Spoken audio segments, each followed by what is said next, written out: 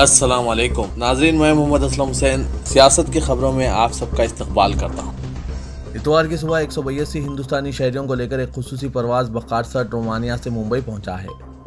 اس وقت ایک اور پرواز 183 طلباء کو لے کر بڈاپسٹ سے دہلی پہنچی۔ اس کے علاوہ فضائیہ کا C-17 طیارہ 210 مسافروں کے ساتھ دہلی کے قریب ہنڈن ایئر بیس پر اترا۔ آج 575 مسافر 3 طیاروں سے دہلی اور ممبئی پہنچے ہیں۔ ایک شخص جس کے 2 بیٹے یوکرین میں میڈیکل کے طالب علم ہیں، انہوں نے حکومت ہند سے اپیل کی کہ واپس آنے والے طلباء کو ہندوستان کے کالجوں میں داخلہ دیا جائے۔ انہوں نے مزید کہا کہ نہ تو والدین اپنے بچوں کو یوکرین بھیجیں گے اور نہ ہی وہاں تعلیم کے لیے اب کوئی سازگار ماحول موجود ہے۔ اسی لیے جو طالب علم میڈیکل کے اپنی تعلیم کو ترک کر یوکرین چھوڑ کر ہندوستان آئے ہیں، انہیں ہندوستانی کالجوں میں داخلے کے انتظامات کیے جائیں۔ مرکزی وزیر داخلہ امت شاہ نے آج اتوار کی صبح غازی آباد کے اندرا پورم میں سینٹرل انڈسٹریل سیکیورٹی فورسز کے 53ویں یوم تاسیس کی تقریب میں شرکت کی۔ اس موقع پر امت شاہ نے یوم تاسیس پریڈ کا بھی معائنہ کیا۔ CISF کے DG شیل وردھن سنگھ نے کہا کہ آج ہم خلائی اور ایٹمی توانائی کے مراکز، بندرگاہوں، ہوائی اڈوں اور میٹرو ریلوں کی حفاظت میں سب سے آگے رہ کر ملک کی ترقی میں اہم کردار ادا کر رہے ہیں۔ ریاست اتر پردیش میں کانگریس کے خصوصی نگران انچارج بھوپیش باگل نے ایک میڈیا چینل کو انٹرویو دیتے ہوئے بتایا کہ 2022 کے انتخابات میں اتر پردیش میں معلق اسمبلی کا امکان ہے۔ باگل نے معلق اسمبلی کی صورتحال ہونے کی صورت میں کانگریس پارٹی پر کنگ میکر بننے کا اپنا اعتماد بھی ظاہر کیا، جس سے یہ اشارہ ملتا ہے کہ اس صورتحال میں وہ سماجوادی پارٹی کو اقتدار میں آنے دے گی۔ انہوں نے کہا کہ مجھے لگتا ہے کہ ووٹر یوگی آدتیہ ناتھ کو باہر نکالنے کے دروازہ دکھا رہے ہیں۔ ہنگ اسمبلی ایک امکان ہے اور کانگریس کنگ میکر بن سکتی ہے۔ چھتیس گڑھ کے وزیر اعلیٰ جو اتر پردیش انتخابات کا مشاہدہ کر رہے ہیں، انہوں نے نیوز 18 کو ایک انٹرویو میں بتایا۔ ان سے پوچھا گیا تھا کہ کیا یوگی آدتیہ ناتھ یا پھر اکھلیش یادو حکومت بنائیں گے۔ یوکرین میں روس کے حملے کے بعد وہاں کی صورتحال انتہائی خوفناک ہو گئی۔ ایسے میں ہزاروں ہندوستانی وہاں پھنسے ہوئے ہیں، جن میں سے بیشتر بہرحال وہاں سے نکلنے کے راستے تلاش کرنے کی کوششیں کر رہے ہیں۔ جب مشکل حالات میں لوگوں کو واپس لایا جا رہا ہے، پھر ایسے بہت سے لوگوں کی کہانیاں بھی سامنے آ رہی ہے جو اپنے پالتو جانوروں کو یوکرین سے اکیلا چھوڑنے کے بجائے اپنے ساتھ لے آ رہے ہیں۔ یوکرین سے بازیاب کرائے گئے طالب علموں میں سے ایک اپنے ساتھ پالتو بلی بھی لایا ہے۔ اس طالب علم نے بتایا، ہندوستانی سفارت خانے نے میرے پالتو جانور کو اپنے ساتھ واپس لانے میں مدد کی۔ انہوں نے کہا کہ میری بلیاں میری جان ہیں، میں انہیں یوکرین میں پیچھے نہیں چھوڑ سکتا تھا۔ میں وہاں پھنسے ہوئے ہر فرد سے اپنا پالتو جانوروں کو واپس لانے کی درخواست کرتا ہوں۔ ہندوستان میں آج ایک بار پھر کورونا وائرس کی وبا کے معاملات میں معمولی کمی درج کی گئی ہے، جس کے نتیجے میں ملک میں گزشتہ 24 گھنٹوں کے دوران کورونا وائرس کے 5476 نئے کیسز سامنے آئے ہیں۔ ایک ہی وقت میں 158 لوگوں کی موت ہوئی ہے۔ گزشتہ روز 5921 کیسز اور 289 اموات ریکارڈ کی گئی تھی، یعنی کل کے مقابلے میں آج کیسز کم ہوئے ہیں۔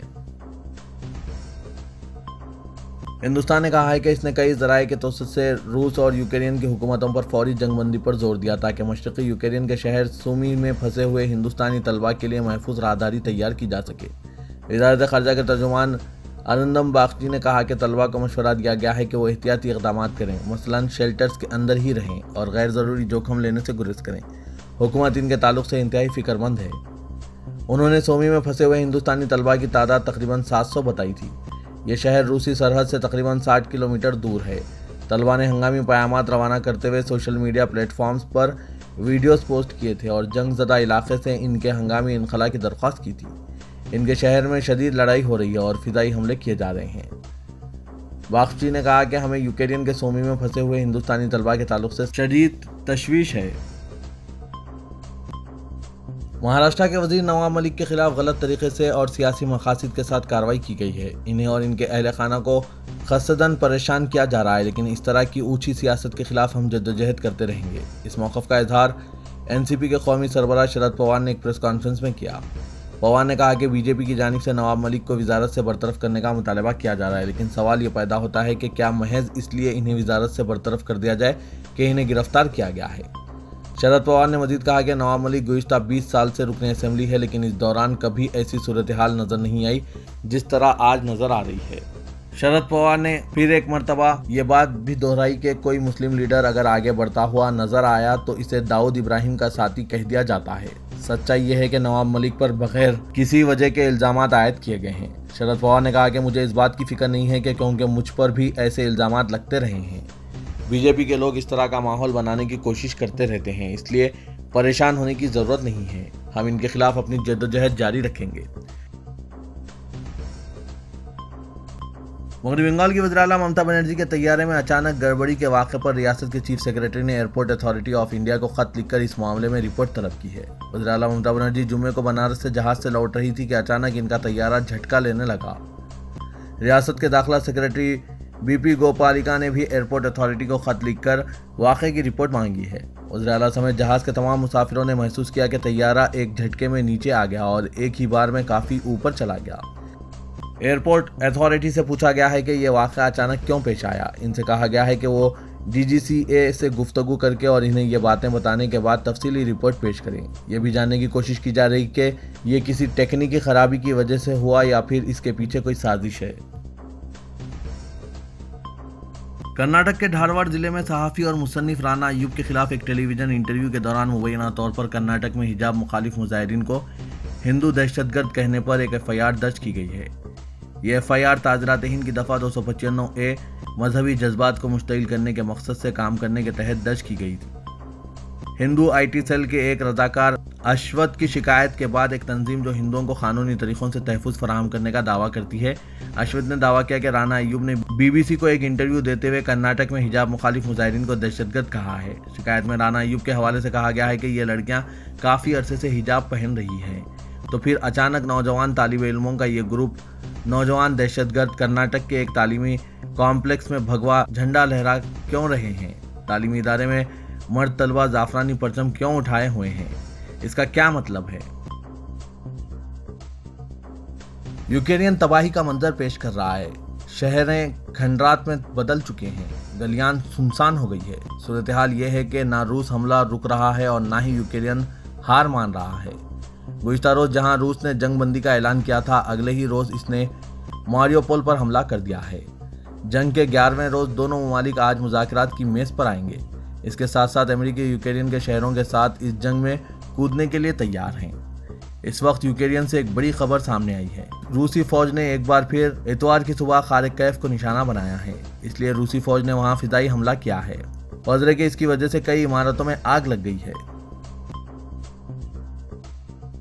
यूक्रेन और रूस के दरमियान जंग शुरू हुए 10 दिन गुजर चुके हैं और आज 11वां दिन है। इस जंग में दोनों ममालिक एक दूसरे के हजारों फौजियों को मारने का दावा कर रहे हैं। अगरचे हलाक होने वाले फौजियों की सही तादाद का पता लगाना इतना आसान नहीं होगा, ताहम जंग के 11वें रोज रूसी सदर पुतिन ने जंग में हलाक हुए फौजियों या जख्मी होने वाले फौजी एहलकारों के अहल खाना के लिए माली इमदाद का ऐलान किया है।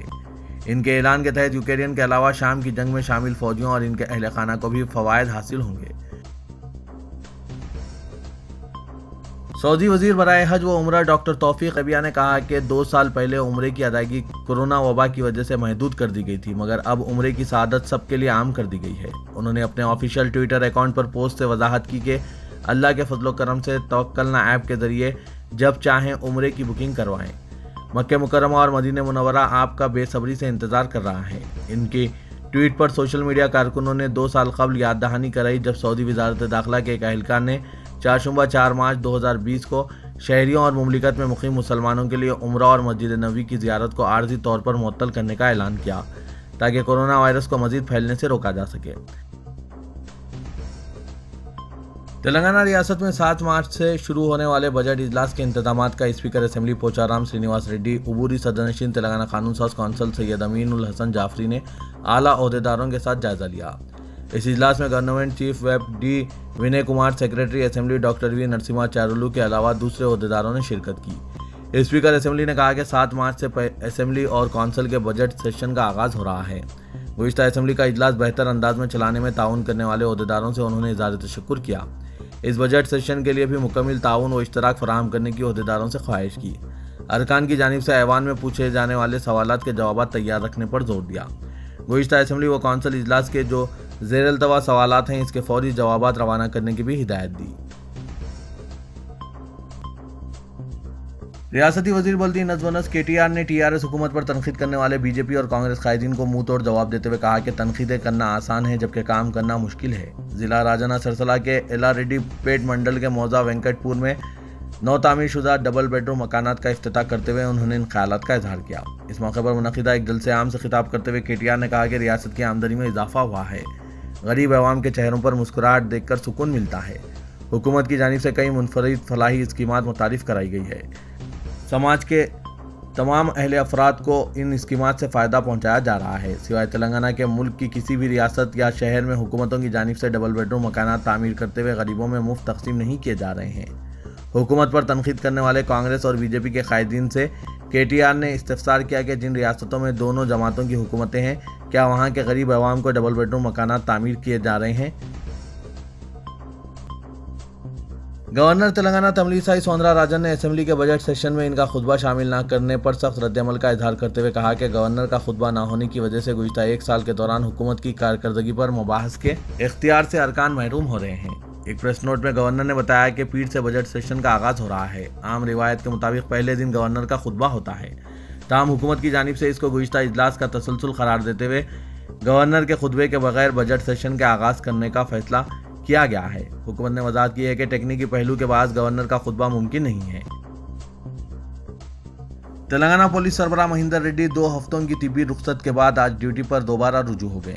ان کے غیاب میں اینٹی کرپشن بیورو کے ڈائریکٹر جنرل انجنی کمار کو 2 ہفتوں کے لیے تلنگانہ DGP کی ذمہ داری دی گئی تھی۔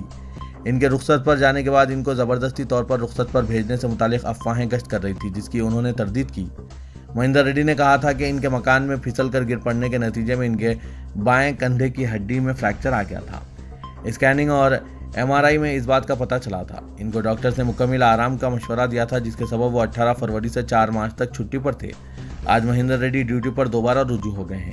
تو یہ تھا آج کا خبرنامہ۔ خبروں سے متعلق کمنٹ کے ذریعے آپ اپنے خیالات پیش کر سکتے ہیں اور ساتھ ہی اس ویڈیو کو لائک کیجیے گا۔ تو میں محمد اسلم حسین اب آپ سب سے اجازت طلب کرتا ہوں، تو دیجیے اجازت۔ اللہ